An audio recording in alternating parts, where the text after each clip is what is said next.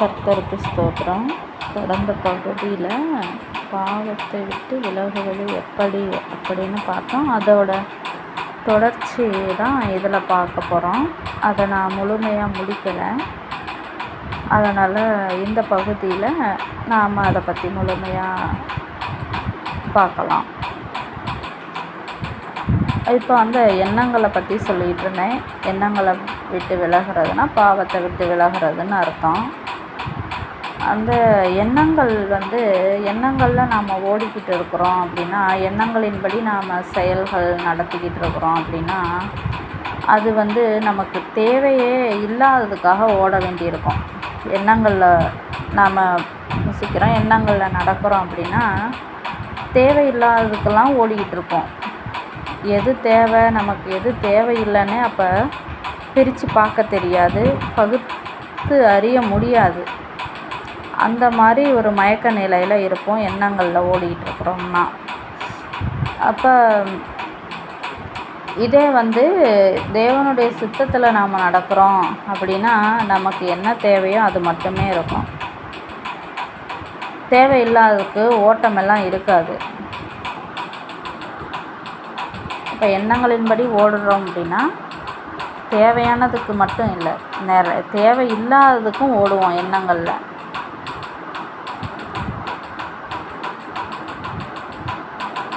அப்போ நம்ம ஓட்டம் வீணாக இருக்கும், பயனற்றதாக இருக்கும். அதனால் நம்ம சரீரத்துக்கு அலைச்சல், ரெஸ்ட் இருக்காது. எண்ணங்களில் இருக்கும்போது எண்ணங்களில் ஓடும்போது நமக்கு ரெஸ்ட் இருக்காது, நம்ம சரீரத்தில் சுகம் இருக்காது. ஆனால் தேவ சித்தத்தில் நாம் நடக்கும்போது நமக்கு ரெஸ்ட்டு உண்டு. நமக்கு இளைப்பாறுதல் அவர் கொடுப்பார், ரெஸ்ட்டு கிடைக்கும், ரெஸ்ட்டு இருக்கும். நம்ம சரீரத்தில் சுகம் உண்டாகும். நம்ம சரீரத்தில் வியாதிக்கு பதிலாக சுகம் இருக்கும். எண்ணங்களில் ஓடிக்கிட்டு இருக்கும்போது நம்ம சரீரத்தை நாமளே நாசப்படுத்திக்கிறோம்னு அர்த்தம். ஏன்னா எண்ணங்களின்படி தானே நம்ம செயல் நடத்திக்கிட்டு இருக்கிறோம். எண்ணம் வந்துச்சுனாவே நம்ம உட்கார மாட்டோம், ஓடிக்கிட்டு இருப்போம். அப்போ எதுக்காக ஓடுறோம்னா தேவையே இல்லாததுக்காக ஓடுவோம். தேவையில்லாதது எது அப்படின்னு பார்த்தோம்னா நம்மளுடைய ஆசை தான் நமக்கு தேவையில்லாதது. இச்சை, இதுக்காக ஓடுவோம் நாம். அப்போ நம்ம சரீரத்தை நாமளே நாசப்படுத்திக்குவோம்.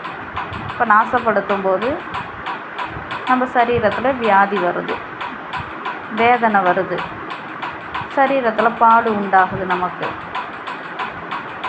அதனால் எண்ணங்களில் ஓடும்போது நம்ம சரீரத்துக்கு ஆரோக்கியம் இருக்காது, வியாதி தான் இருக்கும். நம்ம சரீரத்தில் பாடுகள் தான் இருக்கும், வேதனை தான் இருக்கும். ஆனால் கர்த்தரோட சித்தத்தில் நாம் நடக்கும்போது நம்ம சரீரத்துக்கு ஆரோக்கியம் உண்டாகும், ஓய்வு கிடைக்கும். தேவை நமக்கு என்னவோ அது மட்டுமே நம்ம தேவையோடு அளவோடு நாம் எதையும் பயன்படுத்துவோம், அளவோடு நாம் வைத்துக்கொள்வோம். எந்த பொருளையுமே தேவையில்லாத எதுவுமே இருக்காது நம்மக்கிட்ட. அதுதான் கர்த்தரோட சித்தத்தில் நடக்கிறது. வேதம் சொல்லுது, நீதிமொழிகள் 16ஆம் அதிகாரத்தில் 17வது வசனம் என்ன சொல்லுதுன்னா, தீமையை விட்டு விலகுவதே செம்மையானவர்களுக்கு சமனான பாதை, தன் நடையை கவனித்து இருக்கிறவன் தன் ஆத்துமாவை காக்கிறான். அதாவது தன் நடைனா தன்னுடைய செயல்களை ஒவ்வொரு நாளும் கவனித்து இருக்கிறவன். அதாவது நம்மளோட செயல்களை நாம் ஒவ்வொரு நாளும் என்னென்ன செய்கிறோம், என்னென்ன செயல் செய்கிறோம் அப்படிங்கிறத நம்ம கவனிக்கணும். அப்போ நம்ம கவனித்தோம் அப்படின்னா இன்றைக்கி காலையிலேருந்து ஈவினிங் வரைக்கும் நம்ம என்ன செயல் செஞ்சுருக்குறோம் அப்படின்னு நம்மளை ஆராய்ஞ்சு பார்க்கலாம். நம்ம ஆராய்ஞ்சு பார்த்தோம் அப்படின்னா நம்ம என்ன செயல் செஞ்சுருக்குறோமோ அப்போ அது என்னவா வந்திருக்குது, என்னவா நமக்குள்ளே உருவெடுத்துருக்குது, என்ன எண்ணமாக இருக்குது அப்படிங்கிறத நாம் புரிஞ்சுக்க முடியும். டிஃப்ரென்ஸ் என்னங்கிறத நம்ம புரிஞ்சுக்க முடியும். கர்த்தரோட சித்தத்துக்கும் நாம் எதில் நடந்துக்கிட்டு இருக்கிறோம் எண்ணங்களுக்கும் உள்ள டிஃப்ரென்ஸ் என்ன, நம்ம சித்தத்துக்கு கர்த்தரோட சித்தத்துக்கும் டிஃப்ரென்ஸ் என்ன அப்படிங்கிறத நாம் புரிஞ்சுக்க முடியும். அதுதான் தன் நடையை கவனித்திருக்கிறவன் தன் ஆத்துமாவை காக்கிறான்னு இருக்குது. அப்போ நம்ம ஒவ்வொரு நாளும் நம்ம செயல்களை நாம் கவனிச்சுக்கிட்டு வந்தோம் அப்படின்னா நம்மளோட ஆத்துமாவை நாம் காத்து கொள்ளக்கூடியவங்களாக இருக்கிறோம் அப்படின்னு வேதம் சொல்லுது.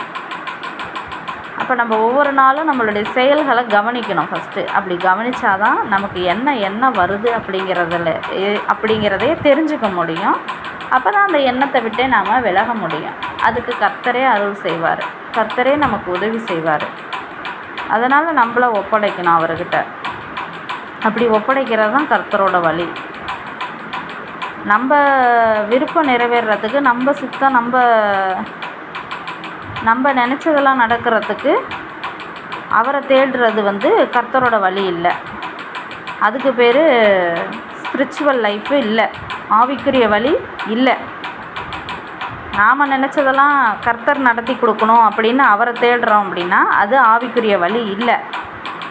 நம்மளை குறித்து அவர் திட்டம் என்னவாக இருக்குது, அவர் என்ன செய்ய சித்தமாக இருக்கிறாரோ அதில் பயணிக்கிறது தான் ஒவ்வொரு நாளுமே. அப்படி தேவ சித்தத்தில் நாம் பயணிக்கிறதுக்கு பேர் தான் ஆவிக்குரிய வழி, கர்த்தருடைய வழி.